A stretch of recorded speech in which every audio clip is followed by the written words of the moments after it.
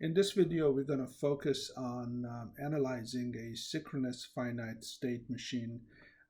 Sometimes you also hear this referred to as a sequential system. But our job here is trying to see if we can take a schematic and analyze it and describe it. In this video, we're going to focus on describing our system as a state diagram.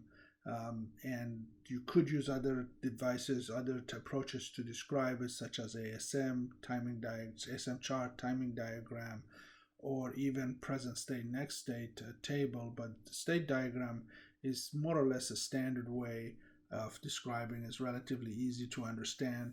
If you're in a given state, what does it take to go to another state, and how would you behave, how the system behave depending on what input is provided to them. Okay, before we get started, we need to make some basic definitions as we move forward here. And I'm going to use this very first chart that we have here to describe this. All of our sequential systems will have, if they have an external input, we're going to start in these discussions, we're going to refer to them as X. So let's say if this system has two inputs, we will have X0 and X1. So we reserve the variable X to refer to the external input. The real world doesn't do that, but for this conversation, that's what we're going to assume. And then the other thing I need to define is that all the inputs to the flip-flops are what keeps our state, our value of which state we are in, and the input to the flip-flops are referred to as the excitation input. Okay? And then finally, output of each flip-flop is represented by Y. So we commonly use Y to refer to the state of flip-flop. For example, if we had three flip-flops, we would have one Y2, one Y1, and Y0. And together, these three variables would allow us to describe 8 possibilities. So this machine could have 8 states if it happened to have 3 output. Okay, 3 flip-flops, and each flip-flop's output was represented by Y0, Y1, and Y2. And finally, Z's are used to describe the output. You could have as many output as you need, Z0, Z1, etc. Now, if the output completely depends on the state of the flip-flop, in other words, the Z's are simply functions of Y's only, the big thing to remember there is X's are absent from Z's, so X has to be processed through the flip-flop before it gets there. This type of machine is called a Moore type of machine. So if a machine only has Moore type outputs that only depend on the present state, the states, and not the present input, those are referred to as the Moore type machine. The big distinction for us when we are doing a state diagram, as you recall, state diagrams are drawn with a bubble, and then you put the state, let's say in this case we have 3, so we're going to have Y1, Y2, Y0 in here.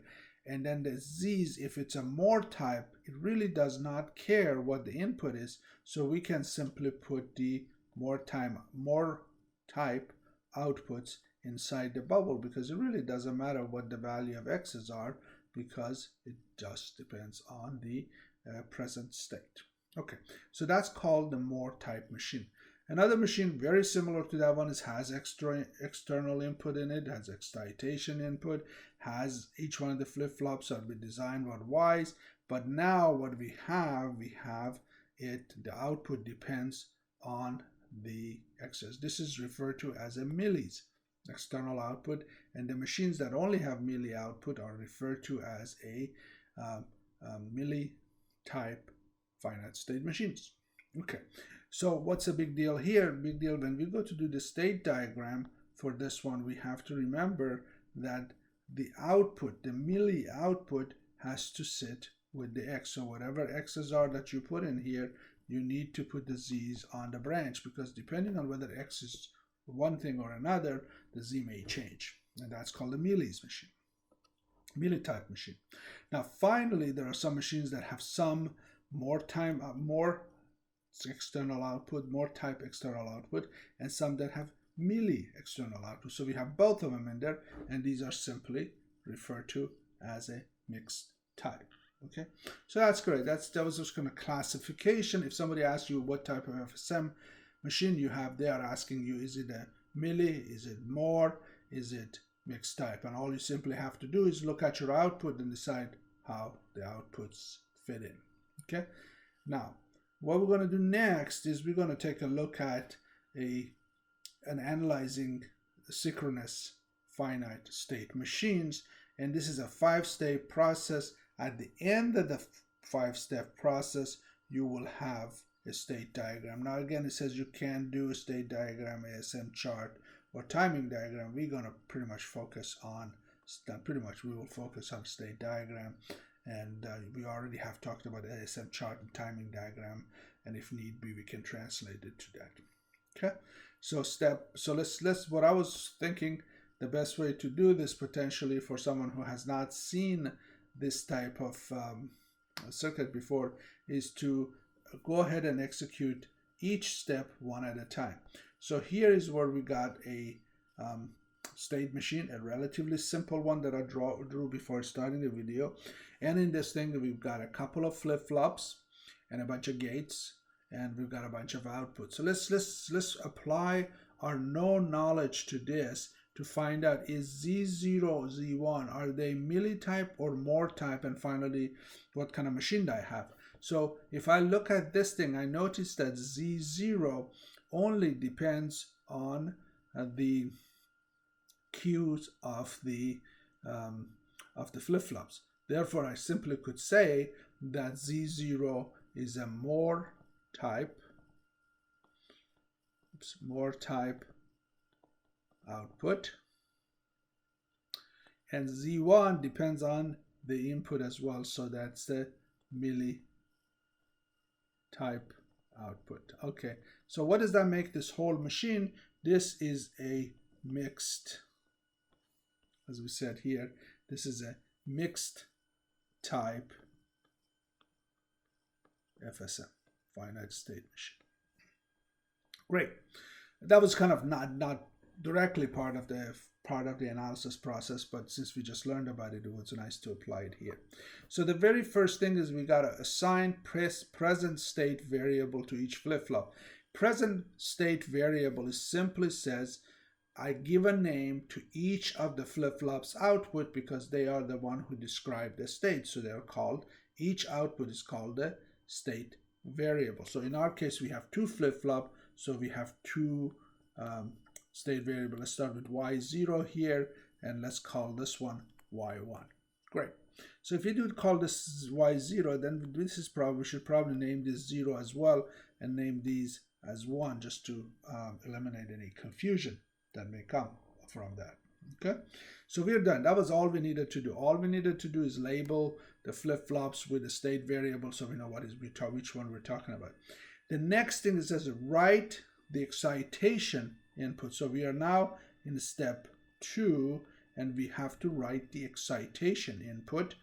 So let's excitation input. So let's go ahead and take a look at an excitation input. What is an excitation input? If you recall, excitation input is the input to the flip-flop. So we have two of them. We have D0 and we have D1. So let's go ahead and take a look at D0. D0 is Y0 coming in and X0. Great. So we've got Y0 ended with X0. Perfect. The next excitation input is D1. And what is D1? D1 is Y1 and or with Y0.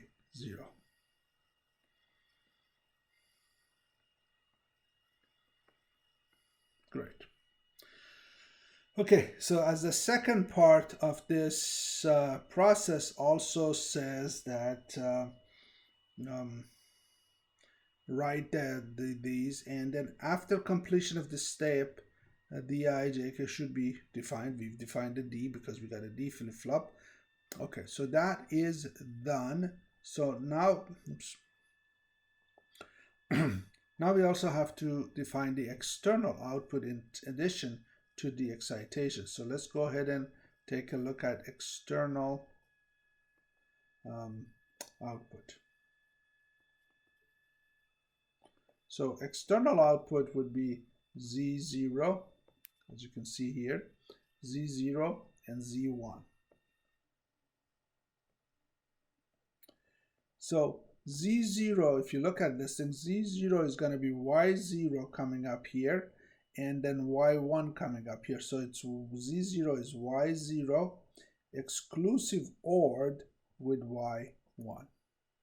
Okay, and then if you look further for Z1, we see Z1 has X0 coming in, and that X0 is ANDed with Y1, and then whole thing is inverted. All right, so we've completed step 2. Here is a step 2.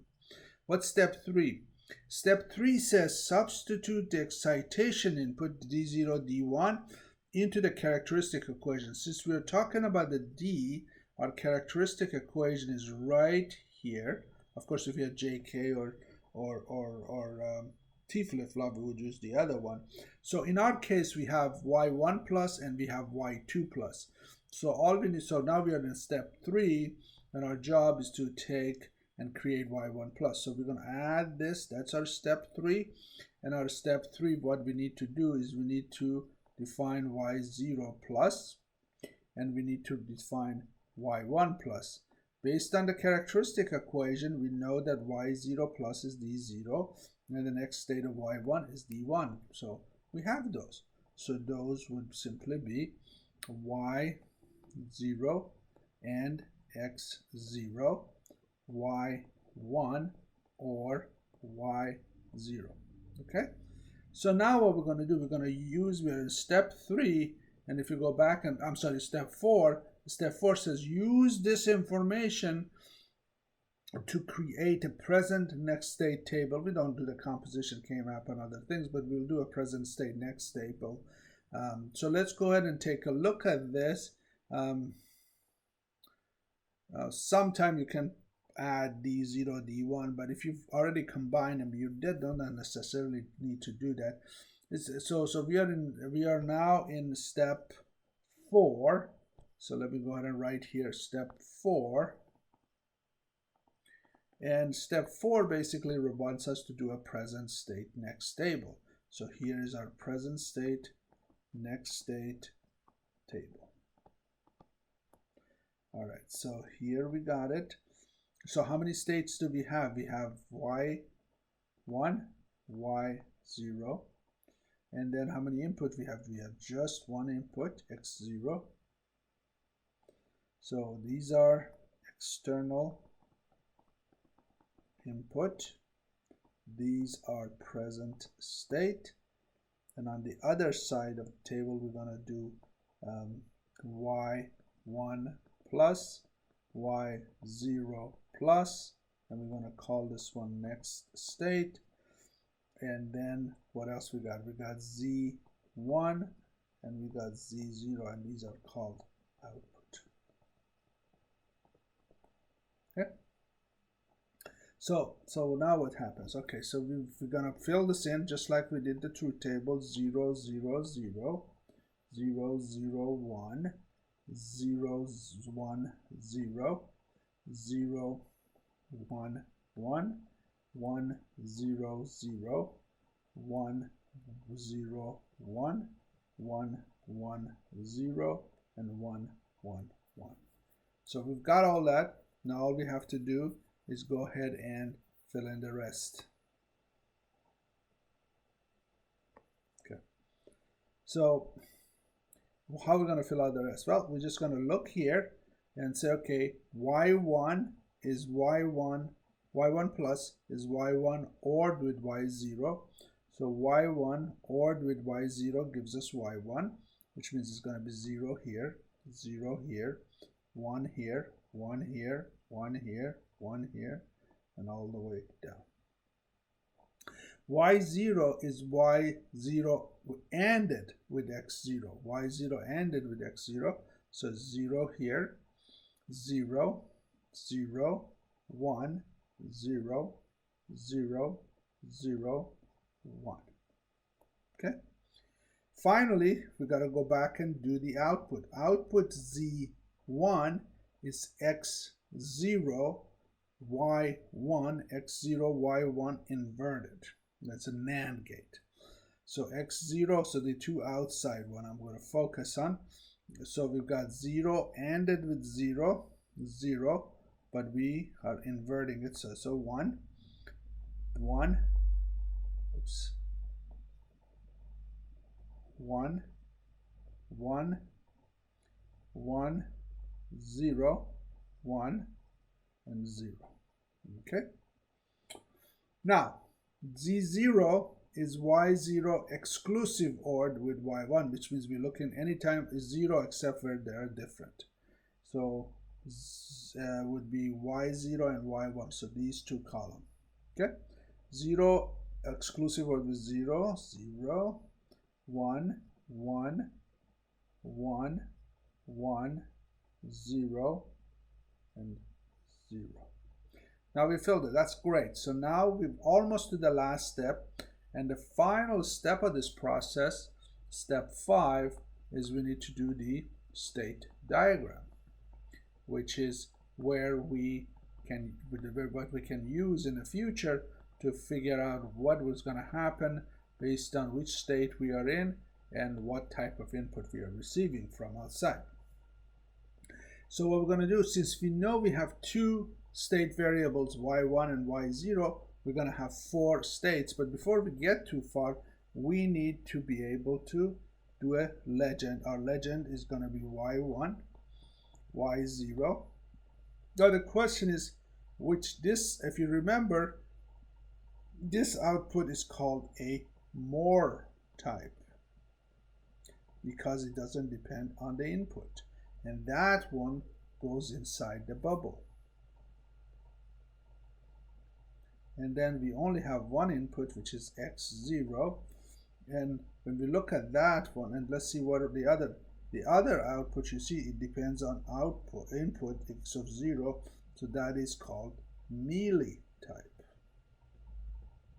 And we did that early in the process as well. And so Z1 has to go on the branch because it depends on X0, which X0 comes in, it's going to be different.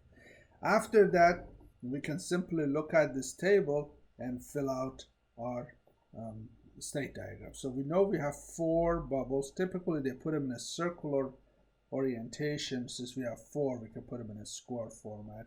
The reason for that is you want to be able to draw a line from every other state. You don't know how many lines you need when you get started.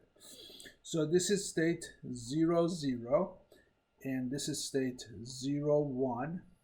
This is a state 1, 0, and this is the state 1, 1. When I'm in state 0, 0, my Z0 is 0, so I'll just put it in here, take care of it. Now, if X0 is 0, I'm going to end up in the next state, it's the same state. So, boom. So, if I have in the state 0 and I received an input 0, I flip right back to state 0, and my Z1 is going to be 1. And then you notice that now the legend will tell me what all these 0s and 1 means and why I'm putting them where I'm putting it. If I'm in 0, 0 and I get a 1, I stay in the same. Oh, so that's kind of boring. Once you get into the state, well, you will never get out of this state. So this is like a trap. So 0, 0 will end up at 0, and if the input is 1, your output is still going to be 1. Okay, so that we are done. There's nothing else to do here. 0, 1, on the other hand, as soon as it gets 0, it moves to 1, 0. And what's going to happen? And then both outputs, the Z0 is 1, as well as the Z1. All right, so now we've got as far as here. Now, if we are in 0, 1 and we get a 1, we're going to go over here. Suppose that we get a 1, yeah. So we are in 0, 1. we're right here. We're in 0, 1, we got a 1. We went to 1, 1, and both outputs are 1. All right, now we are in 1, 0, and we get a 0. If you're in 1, 0, and we get a 0, we'll stay right here. And the outputs both for this and for the outside is 1. Now, if you're in 1, 0, and we get a 1, we'll stay. If you're here, we go back here, we get a 1. We're going to stay right here, except our Z0 was, it doesn't change because you're in that state, but Z1, because of this input, is going to be 0. Okay, another trap. Looks like once you get to 1, 0, there is no way for you to get out of that trap. Okay, so now the next state is 1, 1. If I get a 0, I go to 1, 0. Boom. 1. If you get a 0, you go there, and Z1 is 1. Okay, and the state Z0 is 0. Okay, and if you get a 1, you'll stay in the same state, and the output is 0.